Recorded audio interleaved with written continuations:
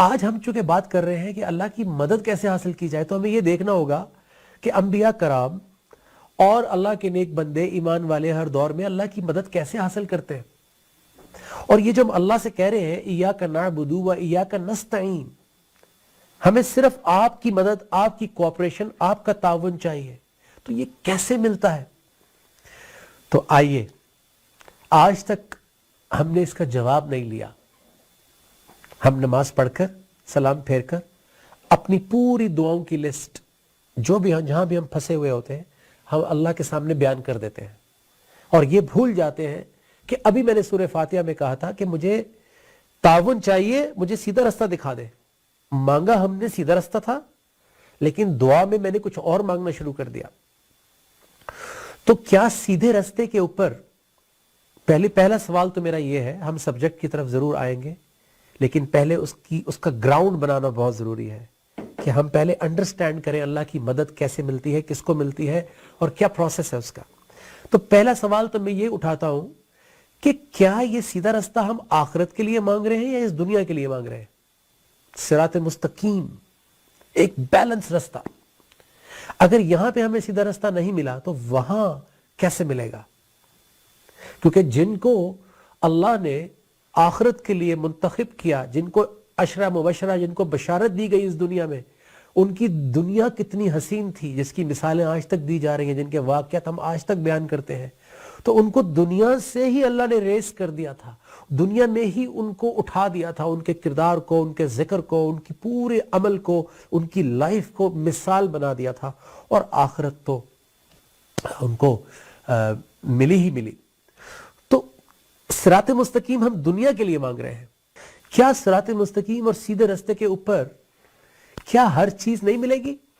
آپ کہتے ہیں کہ یار فوڈ کورٹ چلتے ہیں، وہاں پہ ہر چیز مل جاتی ہے، وہاں پہ دیسی بھی ہے تو اٹالین بھی ہے تو چائنیز بھی ہے، فوڈ کورٹ چلتے ہیں. تو کیا صراط مستقیم اور سیدھے رستے کے اوپر اولاد نافرمان یا تابعدار نہیں ہوگی؟ یہ اللہ کی مرضی ہے کہ وہ پھر بھی ہو جائے نافرمان، لیکن زیادہ چانسز یہ ہے کہ سیدھے رستے کے اوپر اولاد بھی فرما بردار اور صالح ہی بڑی ہوتی ہے. کیا سیدھے رستے کے اوپر گھر میں چک چک ہو رہی ہوگی، آرگیومنٹس ہو رہے ہوں گے؟ کیا سیدھے رستے کے اوپر اکانومی ہماری ہر وقت مشکل میں ہوگی؟ کیا سیدھے رستے پر ہم لوگوں سے لڑائی جھگڑا کر رہے ہوں گے؟ یہ سوال میں آپ کے پاس چھوڑ کے جا رہا ہوں کہ سیدھے رستے پہ کیا وہ تمام چیزیں نہیں ملیں گی جس کی ہم دعائیں مانگ رہے ہیں؟ تو اسی لیے اللہ نے ہمیں سکھایا کہ تم ایک ایک کر کے جو اتنی ساری دعائیں مانگتے ہو، تم سیدھا رستہ کیوں نہیں مانگ لیتے؟ کیوں صراط مستقیم مل گئی تو سب ٹھیک ہو جائے گا. کہ اللہ کی مدد آج مجھ جیسا ایک کمزور گناہگار انسان کیسے حاصل کرے، اس کو کیا سٹیپس لینے پڑیں گے، اور اللہ تعالیٰ کیا فرما رہے ہیں اس کے بارے میں، اور اللہ کے رسول صلی اللہ علیہ وآلہ وسلم نے کس طرح آسانی اور ہیلپ کی ایمان والوں کی کہ اللہ کی مدد ان کو مل جائے. جب ہم نے کہا ایاک نعبد و ایاک نستعین، ہم صرف آپ کے غلام ہیں اور آپ سے تعاون چاہتے ہیں، آپ سے مدد چاہتے ہیں، ہمیں سیدھا راستہ دکھا دیجئے. تو کیا ہم جانتے ہیں اللہ نے اس کا جواب بھی دیا ہے؟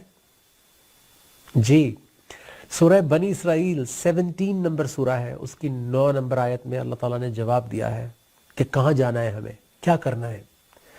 ان ھذا القرآن، سورہ بنی اسرائیل 17 آیت نمبر 9، ان ھذا القرآن، بے شک یہ قرآن، یہدی للتی ہی اقوم، ہدایت کر دیتا ہے اس رستے کی طرف جو سب سے زیادہ سیدھا، قائم دائم اور سموتھ اینڈ سٹیبل ہے، استقامت والا ہے.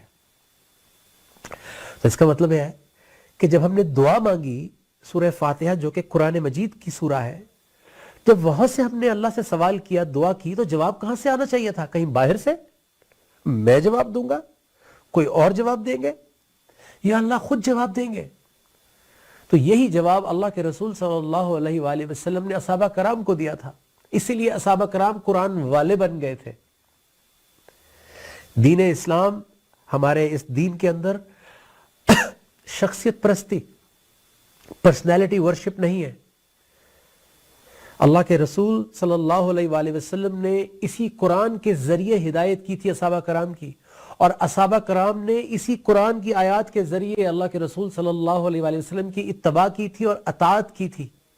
علی بصیرۃ انا ومن اتبعنی، اللہ کے رسول صلی اللہ علیہ وسلم فرماتے ہیں کہ میں اور میری اتباع کرنے والے، مجھے فالو کرنے والے، नाउज़ बिल्लाह, कोई ब्लाइंड नहीं है, बसीरत के साथ हैं। अल्लाह ने उनको रोशनी दी है, अल्लाह ने अपनी आयत के जरिए उनको रास्ता दिखाया है, इसीलिए वो जान, माल, जिंदगी, बच्चों, घर बार के साथ जिहाद कर रहे थे, क्योंकि उनको क्लैरिटी थी, उनको यकीन था, उनको नजर आ रहा था अल्लाह की आयत, अल्लाह के वादे सच होते हुए नजर आ रहे थे। इसलिए उन्होंने कभी मुड़ के नहीं देखा, उनकी जिंदगी में कभी शक नहीं आया, कभी इनसिक्योरिटी नहीं आई, कभी अल्लाह की जात पे, उसके वादों पे कभी शक नहीं आया, कभी अल्लाह के रसूल सल्लल्लाहु अलैहि वसल्लम के रास्ते पर कभी शक नहीं आया, क्योंकि वो क्लैरिटी हासिल कर चुके थे।